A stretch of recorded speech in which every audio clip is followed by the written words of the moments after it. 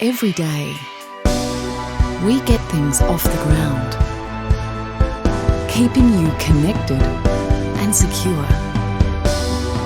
We keep things running smoothly and know the importance of giving back. We're always looking at the bigger picture. We are ARA, reliable solutions for facilities and infrastructure. Welcome to Everyday Greatness, and thanks for watching. I'm your host, Barnaby Howarth. This is a show designed to help people realise there is greatness in being an everyday Harry Sacker roles. Today, I'm going to be talking about the intangible benefits of being a good person. My guests will be Mary Ibrahim and Fifi Hazzouri, two of the non-squeakiest wheels in Australia. The only problem with getting the oil is that you need to be the squeaky wheel. Being a nice person doing good things sometimes makes you feel like you are doomed to always be second best.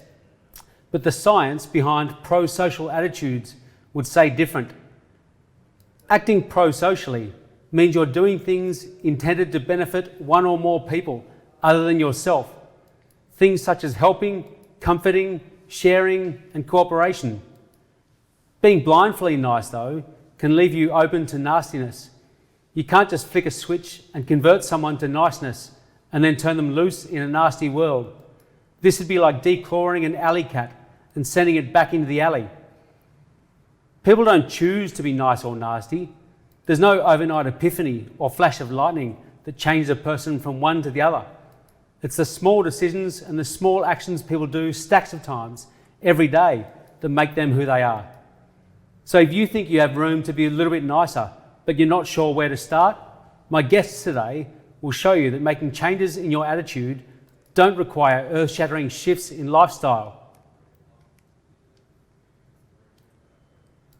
If you look up the word pro-social in the dictionary, you'd see a picture of my first guest, Mary Ibrahim, going like this. Mary is one of the nicest people on the face of the earth. At times she's felt like the declawed alley cat being thrown back into the alley and having to deal with a nasty world. A well-travelled emergency doctor, Mary's seen the best and the worst that life has to offer, while at the same time, she herself has offered some of the best opportunities to other people. Mary gets so much out of helping others, she doesn't believe altruism exists in her case. When she was on holiday in Bali a few years ago, she was introduced to a family who were in struggle city, but somehow getting by. Both parents worked in the rice fields, but were only getting paid in rice. The mother also worked as a seamstress for another business, but a 4-month project would earn her just $1, while the business owner took $19. The father is a temple builder, but he worked for the man casually and struggled to make ends meet to support his family. Mary's belief that everybody on earth is a part of a community that should look out for each other meant that after meeting the family, she decided to help them out. When she told the mother that she'd help the family, the mother asked what she could do in return. Mary told her to feed her kids healthy meals, not just rice. Mary Ibrahim is the declawed alley cat, but rather than try and fight and scratch her way out of the alley, she's helping the other cats with grace and humility. She's copping blows and scratches herself on the way out, but she keeps on being nice despite this. To tell us about her journey out of the alley, I'm humbled to say that Mary Ibrahim joins me now on Everyday Greatness. Mary, welcome and thank you. Thanks, Barnes. Before I start, I believe you have something you want to say. To all the guests at the annual Summit on Psychiatry and Mental Health in Dubai, I hope you're ready to be blown away by keynote speaker Barnaby Howarth as he gives a presentation on neuroplasticity. Wow, what a treat. I wish I was going. So Mary, you're an emergency doctor who supports a family in Bali so they could build their own home, and you're locked in a battle with your brother to see who's going to look after your parents as they get older. You're a giver, not a taker. Would you describe yourself as altruistic? I don't think so. I don't believe altruism is something that's achievable by the average everyday person. I don't actually think it's true. I remember having this conversation with my psych tutor back in med school, where we were talking about different methods of coping, and that how we all develop different coping strategies to deal with everyday issues. So, and you develop them and mature with them as you get older. So as a kid, you tantrum and scream and kick. And as you get older, you start using things like humour and altruism is supposed to be the highest of the coping mechanisms. But the conversation we had at that time was, if you're getting something out of altruism, then is it truly altruism? So what do I mean by that? If I'm doing anything that's seen as altruistic, really I'm doing it and I get a really good feeling out of it. It makes me feel better about myself. So I don't actually think it's truly altruistic. And I don't know if altruism is attainable, to be honest, by people that aren't like Mother Teresa. Well, that's a deep conversation. Yeah. Tell me about this family in Bali that you met and decided to support. How did you meet them? Look, I was on holidays in Bali, as I usually go once every couple of years. I'd gone with a friend of mine, and at this time we'd visited a family. We actually were staying in Ubud, and we'd noticed that there was a lot more homelessness this time around than what I noticed in the past. And the guy that owned the place that we were staying at, we had a chat with him and had said to him, look, there's a lot more people in the streets that are begging. And he had said, look, they're probably not actually from Bali, they've come from elsewhere. They know that they can get money from tourists here, so don't fall for it. But one particular day we'd noticed a lady with a little child and then a baby held to a breast, and she was asking for money, and we took his advice and kept walking. And then later on that evening when we were heading back, we found her asleep in the doorway with a baby still at her breast. So it was actually really devastating to see. So I don't know, it felt like as Australian tourists we turned up with a lot, and we took from a nation that were really struggling in a lot of ways that we don't really understand. So we talked with him again and said, look, this is what's happened. We don't feel right about this. We don't feel like exploiting this country that we turn up to and it gives us joy every couple of years. Is there anything you can think of where we could put money to good use? So he went away, thought about it for about a week, and then came back to me and said, look, I know the perfect family that are just going through a really rough time, and if you want to come and meet them and see what you could do, I can take you there. So that's essentially how we met them. Yeah. And how have you supported them over the years? Well, it started with just actually meeting them and seeing how they lived. I felt like I stepped in and really maybe pried a little bit, investigated how much they earned, what their usual lifestyle was, how old their kids were, what their expectations of the future were, what they ate, what they drank, how much money they had in the bank. So I felt like I was stepping in and asking a lot of questions that they could have ignored if they didn't want to give me the answer. But then when I realised essentially this was a really hard-working family that were never going to make it in the system that they were living in. So as you'd mentioned earlier, Mum and Dad worked all day in the rice fields. They had 2 young boys in primary school. Primary school's paid for there, but once you get into high school, you've got to pay for education. So their aim was they were going to take their boys out of school once they hit high school. But essentially they weren't earning any real money. They were getting paid in very small amounts of money. I think in their 10 years of marriage or however long it had been, they'd saved the equivalent of about $10 in the bank. The rest of the time they were getting paid in rice. And they ate food they lived out in a little sort of jungly area, so off the beaten track in a little mud hut, 2 rooms with their elderly mother, and they just ate food off the land and rice. So when I saw them, and the mum explained to me that she did a fair bit of weaving, and that with the weaving she earned dismal amounts of money because the company she was working for was taking the money. I said to her, look, if there's something we could do to get you started off so that you earn all the money from the weaving, do you think if I come back and visit you in 6 months' time, you'll be able to show me that you've made something of it? And she was really happy with that. So I left it with her.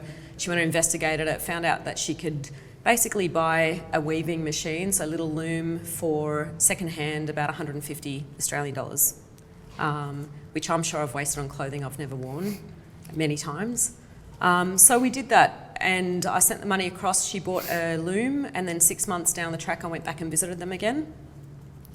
And she had started weaving her own material. She was earning all the money for it, as opposed to selling it at the market and having the money go to the guy who was giving her the loom.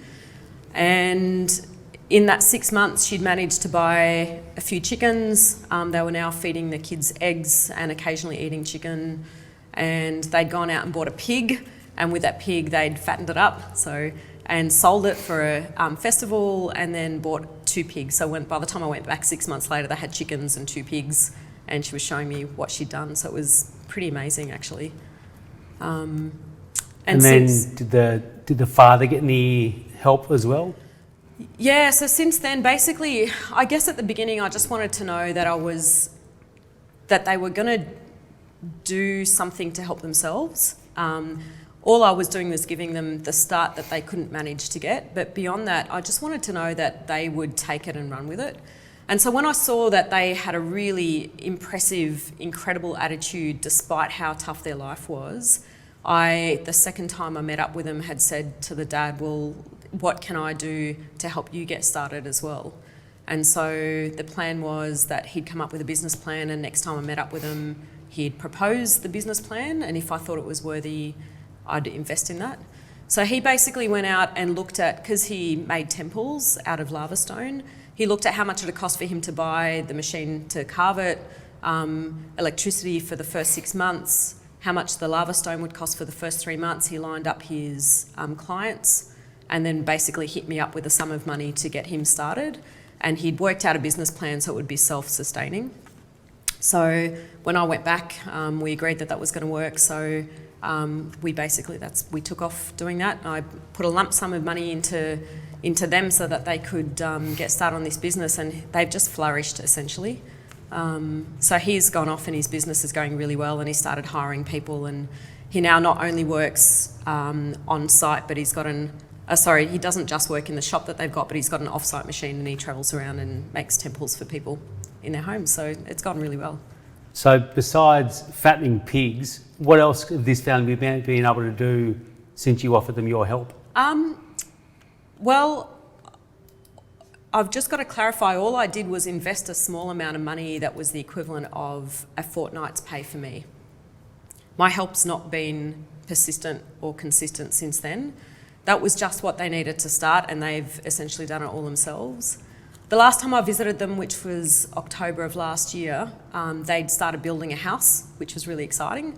So they've actually built a house with 4 bedrooms in there, which will house, each of the boys will get their own room, mum and dad will have their own room, and their elderly mother will have her own room. So they've essentially got this incredible looking home that he's made out of by himself, basically. He's carved all the wood, and he's got friends that are popping in basically that are labouring for free. So I'm hoping to see them again in October of this year, and I think by then the house will be complete. So how does it make you feel knowing that you've made such a huge difference in a family's life?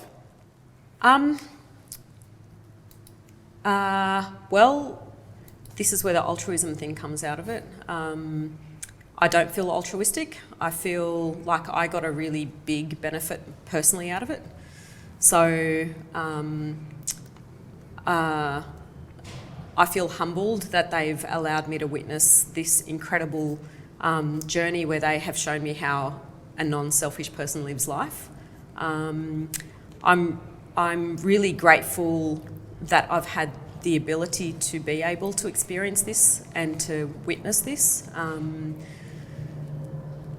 It is a different perspective on the life that we know in Australia, and I'm sure other countries like the States and England, where we get used to feeling entitled.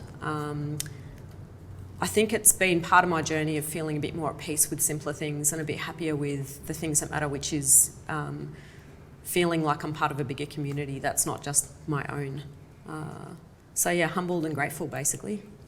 So do you think It sounds like you just give because that's what you do. That's the nice, being a good person is what you do. Are there enough people in the world who are just kind people just because, not expecting anything in return? I think there's a lot of really kind people that do things without expectation of things in return.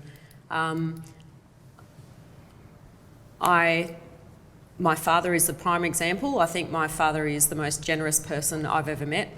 And despite the fact that he has had a difficult life and struggled and come from very humble beginnings, he's been the perfect example for us as a family to see what it means to care about the people around you. So to me, it was just, I think I'm just living life the way I think my dad and my mum have taught me to. I think people give in a lot of really simple ways, and it's not necessarily always monetary. I think it's emotional support, care, from the simplest little things like buying a coffee for someone, even the smile that you can give a stranger who looks like they're having a bad day.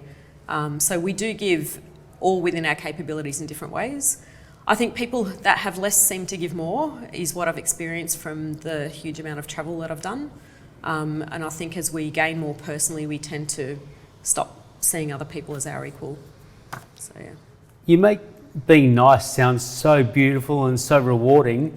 Why would somebody choose to be nasty instead of nice?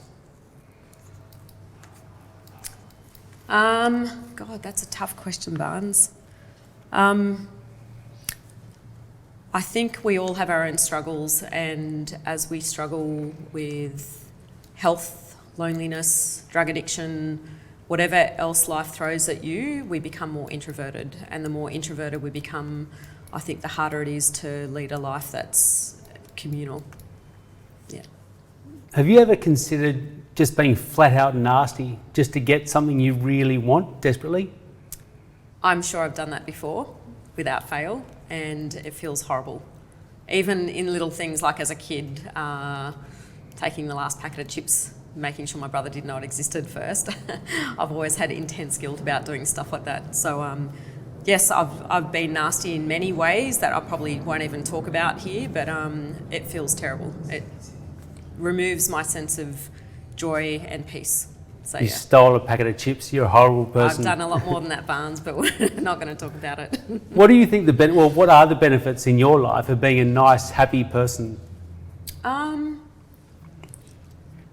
I just feel more at peace, essentially. I feel a sense of, I love the word dis-ease, and being a doctor as well, the term disease makes sense to me because it's the lack of feeling at ease for whatever reason. And I find that in recognising my complete community with people around me and treating every single person I meet like they're my own, my mum, my dad, and I do this at work as well, my siblings, my child, gives me a sense of ease and joy. Yeah.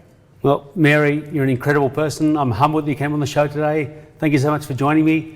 Now we're going to do the Everyday Greatness Shuffle, and I'll get you to walk off this way. Yeah. And I'm going to welcome in Fifi Hazzouri. All right. So thank you for joining us, Mary. Thank you very much, Barnes. Much appreciated. If somebody kicked you fair in the guts, most people would find it hard to turn around and be nice to that person. But my next guest, Fifi Hazzouri, is doing exactly that. She's doing more than that. Fifi has been kicked really hard, once by diabetes, but she responded by giving back to the world. She started DiabetesAlive, a diabetes foundation that supports research, provides information and support through mental health counselling, nutritional support and advocacy for type 1 and type 2 diabetics. Fifi knows the intangible benefits of giving back to the world and helping other people, but she also understands the intangible feelings of being self-absorbed in your own situation. A few years ago, Fifi suffered a stroke, and not long after, with no explanation from hospital staff, she woke up in a bed in a cancer ward. Staff wouldn't explain to her why she was there. So when her room was empty, she pulled out her medical report and found they'd discovered a lump on her brain, which might be a tumour and probably caused her stroke. Needless to say, Fifi's life was turned upside down, and she was wondering how she was going to break the news to her family. Thankfully, the tumour wasn't cancerous, and she was given the all clear. But to tell us firsthand what the intangible benefits of that experience and the benefits of being a good person are, I'd like to welcome Fifi Hazzouri to Everyday Greatness. Fifi, thanks for joining us. Thanks for having me. Let's start from the beginning. Tell me about your health journey, where it started and what you've experienced. Okay, so I was diagnosed with type 1 diabetes at the age of 6, and I've now lived with type 1 diabetes for 38 years of my life. During my journey with type 1 diabetes, I've suffered 5 heart attacks, a stroke. I now have stage 5 kidney failure, and I'm on dialysis 3 times a week, waiting a kidney pancreas transplant. So I've kind of taken the scenic route, I call it, with type 1 diabetes. So it's been a bit rough. That sounds very scenic. So what was your reaction when you were diagnosed with each different condition? I guess each time I was diagnosed with something new with type 1 diabetes, it kind of throws you back and you think, how do I deal with this challenge? How do I do it with this new diagnosis? The first few heart attacks were really hard to take. And then when I had the stroke, that was even harder. And I guess that's what triggered my journey with starting my charity. I was in hospital, and that was probably the hardest point of my life. They diagnosed me with depression at that time, and I remember sitting in the hospital ward, and I got asked about my journey many, many times and my different diagnoses with diabetes and all my complications. And I remember sitting with my partner Eddie one day, and I said to him, I don't know any other person, my age who's gone through the same thing as me. And he said to me, why don't you look for some support groups and try and find someone that you could talk to? And then we tried to find support groups and people that I could talk to or I could relate to who were in my age group. And when I couldn't find it, we sat down one day and my partner said to me, why don't you just start your own thing? And I guess that's how DiabetesAlive started. So we started by just starting support groups and inviting other people with type 1 diabetes the same age as me, and just sitting down with these other people with type 1 diabetes and listening to their story. I didn't feel quite alone. And slowly, organically, the charity just started to grow. People just started following on Facebook, following and wanting to join and wanting to find out more, and it just grew. And at the moment, we're up to about 80,000 followers on social media, which is just crazy. And it's constantly growing. So I guess we're doing something right. Sounds like it. Yeah. So you've dealt with conditions by both being self-absorbed and saying, why me and poor me, and you've also given back to the world with starting your charity. Which one do you find gives you more comfort? I find purpose in being around other people with type 1 diabetes and giving back to them. It gives me a reason that, okay, I'm going through what I'm going through because I can give support and help other people. So I guess if we didn't start the charity and develop it into what it is today, I don't know, I think I would be in a completely different place. I wouldn't be where I am today. I find I support other people, but they support me tenfold. So do you feel like you have something the rest of us don't? Do you have some extra strength, resilience, positivity to get through your ordeals?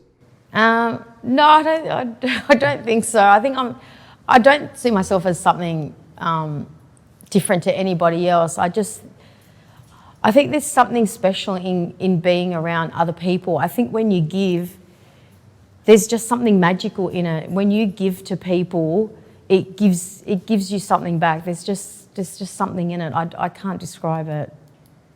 Do you ever feel so flat? Do you ever have days where you just think, no, I can't do this, and just want to be nasty? Not being asked, but I have had my lowest of lowest points, and I was featured in Diabetic Living magazine this month, and I had to actually revisit a really low point in my life, and it's hard to talk about, but you know, it is quite raw, and I did get to a point where I did want to end my life because I thought there was no hope for me. What other diagnosis am I going to be given? And I did end up speaking to somebody, and that helped me as well. So I think there are points in people's lives where they can get to a point where it's very hard to deal with. But I think reaching out for help and speaking to somebody is also beneficial. So there, you know, I think we're not all heroes and we're not all strong on our own. And I think sometimes the load can get a bit heavy. But I think being around people and sharing your story and hearing other people's stories, and I think that's where the gold and the richness comes from. Yeah. So how do you do it? How do you pull your head up above water when you feel like you're drowning? I don't know. I've always been a people person, and I think being around people, it enriches me. I find in giving to people, being around children, being around family, being around friends, giving back, that to me it just fulfills me. So is being a nice person, which you evidently are, is that a conscious decision? Do you wake up in the morning and say, I should be nice, or is that just how you roll? I don't know, I guess it's just my personality. I think that's just me. Now, we're all human. How do you feel if you ever step out of that nice mould and you're just flat out nasty to someone? Oh, I think my family would probably think I'm a bit crazy sometimes. So I do go a bit crazy sometimes. I do have my low points, and I do sometimes want to think, oh, this is just a bit too much. But I think everybody has those days or those moments where you think, you know, I've had enough. But I just have to keep my mindset and focused on the big plan and on what I'm doing. I mean, I love what I do, and I think it's so important to love what you do and to keep your eyes on the big picture. You know, I just know that my charity giving insulin pumps to kids, I know when I see their faces, there's some families that we go and see and they know that they will never ever be able to afford an insulin pump. Their lives, in their whole lifetime, they will never be able to afford it. And I know when I see their faces and I tell them, no matter what, I'm going to do my best to get it for you. It's just a feeling. I can't explain it. It's just, there's something in here that, I don't know, it's almost healing. So tell me about the insulin pump program. What is an insulin pump? How does it help diabetics? And how do you go about getting it to people that need it? So I wasn't on it. I've only been on the insulin pump now for about 6 years. And I was only placed on it 6 years ago, and it changed my life dramatically. So the charity was working just as a support group initially. And then when I went on the insulin pump, I said to my partner one day, this is what we have to do. We have to actually help children who are newly diagnosed get onto an insulin pump, because it completely changed my whole life around. So what we did, we decided that's what we're going to do now. We're going to fundraise, and we're going to find children who are from underprivileged families and who can't afford private health insurance and who will never be able to afford an insulin pump, get onto an insulin pump, because that's the only way that they're going to avoid getting complications like all the complications that I seem to have picked up along the way. So that's what we do. We actually raise money. We work with Variety, the children's charity, and Rotary. They help us raise 2/3 of the money, and the other third of the money we've received some grants from local RSL clubs, and we fundraise. So we get the $9,000 for these pumps. We pay totally for the insulin pump, and then we give that to the family who actually need them. It sounds like a very worthwhile project. It is. It's fantastic. When is your foundation's next fundraiser? How do people get there? How do they get tickets? Okay, so what we do is every year we have a thank you night. And what that thank you night is, it's actually to thank everybody that's supported us and helped provide funding so that we can support. So far we've supported over 22 children and 22 families in total with insulin pumps, which is over $200,000 that we've raised. Our next thank you night is at the 21st of September, and it's at the Canterbury Leagues Club at Belmore. And so if anybody wants to come along, they're more than welcome to. There's limited seats. And they can just hop onto our Instagram account to get all the details. And my details are on there as well. Beautiful. Yeah. So September 21 in, remind me? It's at the Canterbury Leagues Club. Canterbury League Club. Thank you, Night, for DiabetesAlive. Sensational. So with your conditions, have you found you've had to adopt a different attitude and find something extra when you suffered major adversity, or is how you deal with the big things in your life the same as how you deal with the small things like spilling milk on the floor? I suppose, look, I'll have to be honest that sometimes when I get the bad news and the big things going on with my health, I do take it pretty hard. I have my massive meltdown, and then I just say, you know what, it's another challenge. It's one step closer to getting to where I ever have to be. There's a big plan, it's God's plan, and there's a reason for this. There's got to be a reason for this. And then I just take it on the chin and I just keep doing what I'm doing, because I know that I can't change the outcome. I just have to keep doing what I'm doing.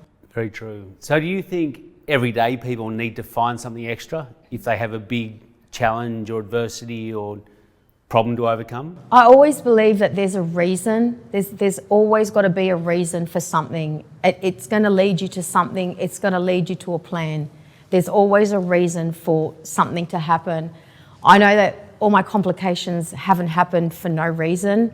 They've led me for a reason and a purpose, and that's to show that I need to help people with type 1 diabetes avoid all the complications that I've had, and I know that that's why I'm doing what I'm doing.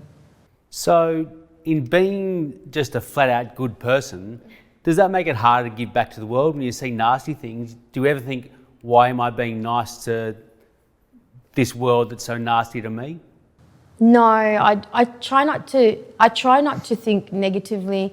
I know there is negativity in the world. I know that there is bad things that happen in the world, but I just try not to focus on that, because I think if I do, it's going to bring me down. So, yeah. Well, Fifi Ussery, you're an incredible person with an incredible story. Thank you for coming on Everyday Greatness today, and also thank you to Mary Ibrahim for coming on Everyday Greatness. Thanks to the ARA Group for sponsoring the show. Thanks to Look Studio Australia for filming the show. And thank you for watching the show. I hope you can join us next month, where I'll be speaking about the rise of women in professional sport. I'll be speaking to Gabrielle Trainer, Order of Australia recipient, business leadership guru, and the woman whom the GWS Giants Women's AFL Best and Fairest Medal is named after. I'll also speak to David Matthews, the CEO of the Greater Western Sydney Giants. If you have any comments or suggestions, or you just want to check out a bit more about what this show's all about, go to our website at www.everydaygreatness.com.au or send me an email at barnaby.howarth@everydaygreatness.com.au. I hope you enjoyed today's show, and I hope you can join us next month. But if not, I hope you can just lift your head up, push your shoulders back, and walk down the street proud of being an everyday Joe bag of donuts. Thank you.